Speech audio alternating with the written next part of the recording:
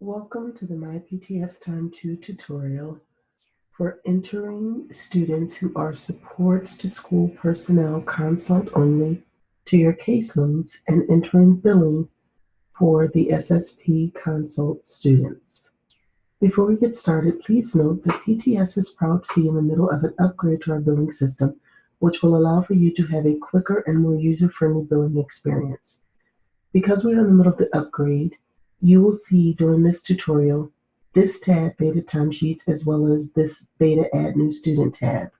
Once the upgrade is complete, you will no longer see those two tabs, but will only see timesheets and caseloads, unless you are using your mobile device, in which case you may see an additional Add New Student tab along with the caseload tab. Please remember, for as long as you see the Beta Timesheets tab as well as the Beta Add New Student tab, you are to use those tabs until you don't see them on the toolbar anymore. Now we're going to begin our tutorial for entering SSP Consult students to your caseload and entering billing for them in the MyPTS Time 2 billing system. Due to the growing number of students who are receiving consult under Supports for School Personnel, which is referred to as SSP consults, and recent legal advice that those services be tracked and have a minimum service level, like on the related service page, PTS has made a modification to how these students are entered into the MyPTS Time 2 system. The former process didn't require these students to be put on caseload, so they were billed to the school building under non-student other. Some therapists were putting the students on their caseloads and billing the SSP consults under indirect. This new procedure puts everyone on the same page as to how these SSP consult students should now be set up on your caseload and billed for on your timesheet. In order to add the student to your caseload, once you've logged into the MyPTS Time 2 billing system, you will click for as long as you see the Beta Add New Student, and afterwards you'll just click caseload. Again, unless you're using a mobile device. Once you click Add New Student, the first thing you'll need to do is add the billing start date, and this should be the first date that you will begin billing for the student. We're going to select July 1st. The next thing you'll need to enter is the school for the student. And here you will see all of the schools associated with the district. Districts, if you are assigned to more than one district in the billing system. And so we are going to select the school for our student. And we're going to select the high school, East High School. The next thing you'll need to do is select the status for the student. On caseload is the status that must be selected for all supports to school personnel consults where the student is only receiving consults and not direct treatment. Next, we'll need to enter the student's information, and we're going to call this student Very Interested. And the date of birth for Very Interested is 05/05/2014. Very Interested is in 10th grade and is a female. Next, you'll need to enter the start date for the school. This date should be the first day of school for the current school year that you are in. If for some reason you do not remember that date, you can use the first day of the month that you are in. The only other option is if it's a transfer student, then you would use the transfer date to the new school. And for billing and example purposes, we're going to use the date of July 1st. This home district field is not required for all districts. If it is a requirement for the district you're billing for, you would have that information prior to entering the student to your caseload. We're going to click Continue. The system is now looking to see if the student is already in the billing system. Because it's not, the next screen you come to is where you need to select the therapist type.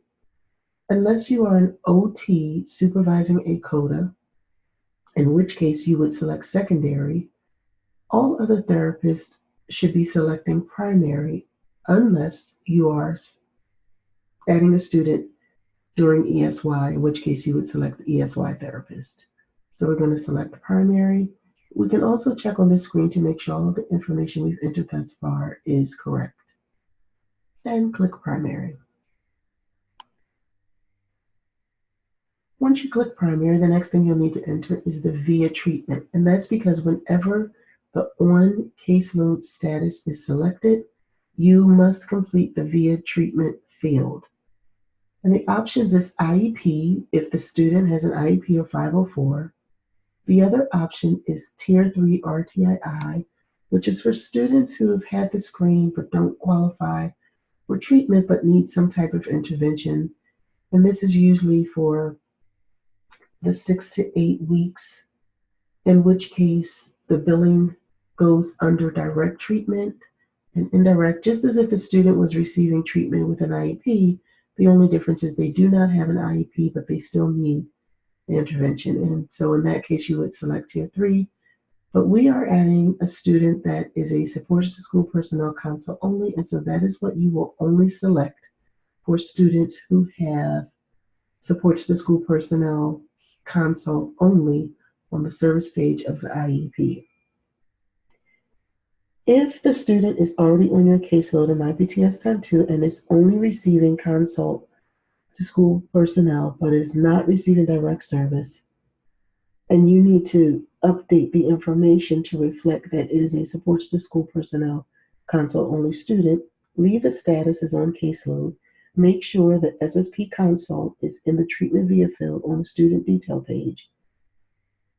Make sure a frequency for the consult in the SSP section is entered in the system according to what is written in the IEP, and you will bill the time for the SSP consult in the consult category on your timesheet.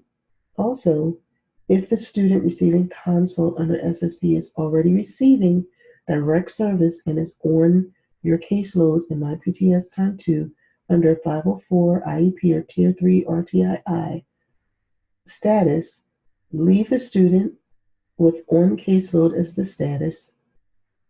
Make sure the frequency for the consult in the SSP section is entered into the system according to what is written in the IEP, and bill the time for the SSP consult in the consult category on your timesheet.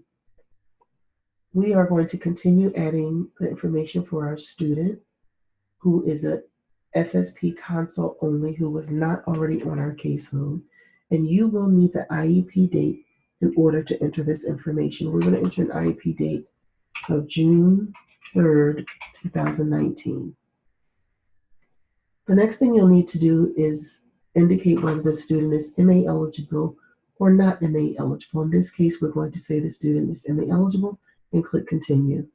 The next thing you will need to complete whenever a student has an on caseload status, and for all of the statuses, is the placement. Look for what applies on the list. If none of these apply, you'll click regular education. The next thing you'll need to do is enter the frequencies. And at least one treatment type must be set to something other than none to complete adding the student. This is an SSP consult student only, so we're going to select under individual, we would select none. Under group, under individual, we select none. And under consult is where we're going to enter the frequencies. And to do that, you would click the drop down, and this student receives a consult supports to school personnel as needed quarterly. And they receive one session for 30 minutes every 1 quarter.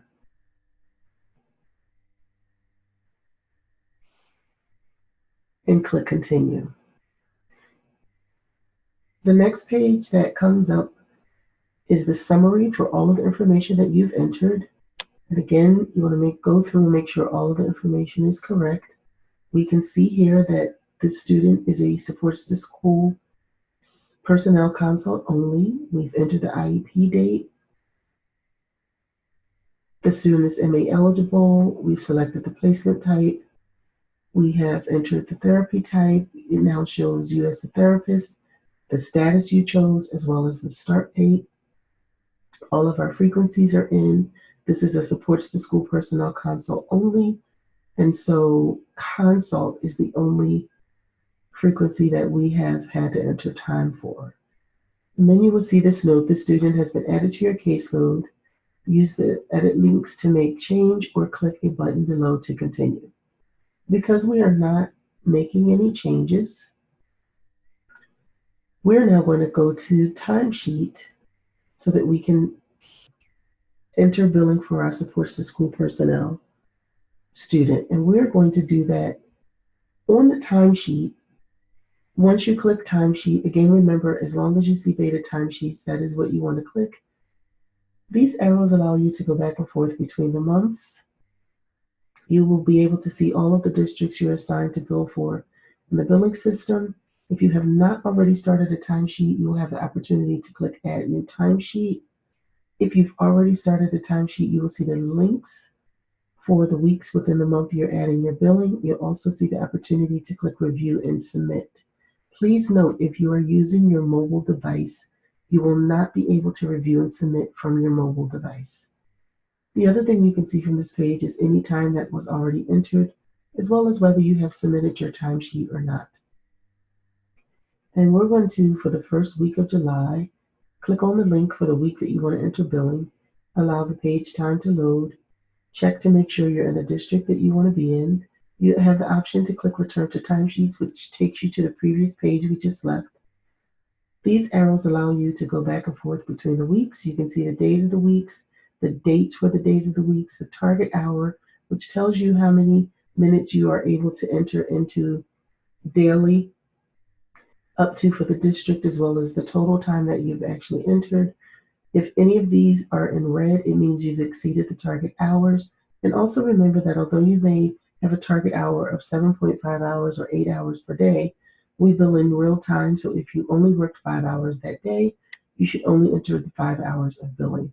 The other option you have from this page would be to bill any non-student time to the district, in which case you would click non-district time, and then on the non-student timeline, go to the date that you want to enter the billing, click on that 0, and that billing will be going under Other. But we are entering time for our student at the high school who is a supports to school personnel consult only student. And so from the list of schools, all of the schools associated with your district, you would select the school. It shows you the type of time you have the option to enter, which is non-student time to the school. Group time, if you were billing for students with their own caseload status and they have the discipline for IEP, for services on the IEP. But we are entering, again, supports to school personnel, consult only billing for the student. We find our student very interested, and once you see the student that you want, simply go to the day of the week that you want to enter the billing. We're going to say we entered this billing on Wednesday, July 3rd. By clicking on the 0 under the day and date, you can double check here to make sure you're in the right student and the right day. And this shows you the type of services you can bill for, categories, if you will.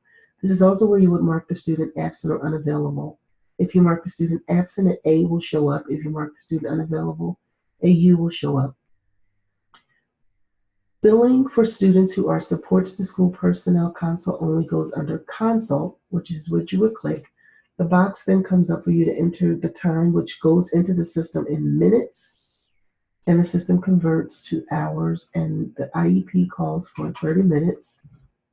And you can put your note, any notes that you needed to enter in regard to the consult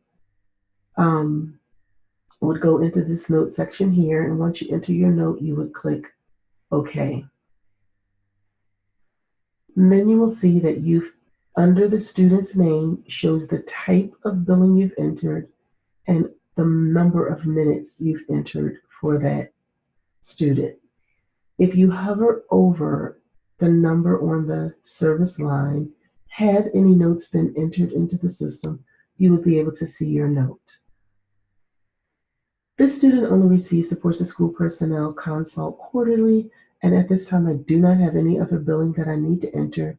I can click return to timesheet. I can see the 30 minutes is added there. If I needed to review the timesheet as a whole, I could click review and submit.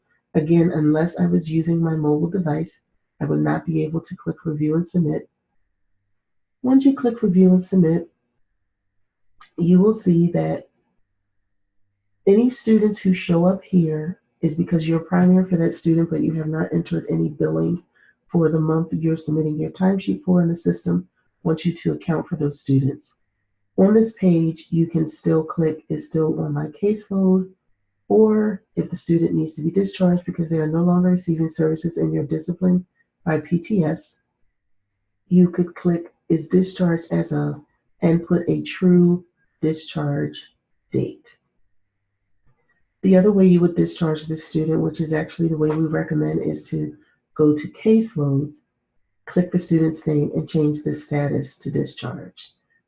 But once you account for all of your students, you can scroll down, and that's only if you were submitting the timesheet that you have to account for the students at that time. This will remain gray until all students are accounted for. But we're just checking to make sure to see what the billing that we've entered looks like on the timesheet. As you can see here, we entered very interesting on July 3rd, 30-minute consult. We did not put a note, and we are finished for the day. If you have any other caseload work maintenance you want to do, you can click caseload and proceed with that, or simply log off. I would like to thank you for your time in viewing this My PTS Time 2 tutorial for adding supports to school personnel consult students only to your caseload and entering billing for the SSP consult student. Best of luck to you.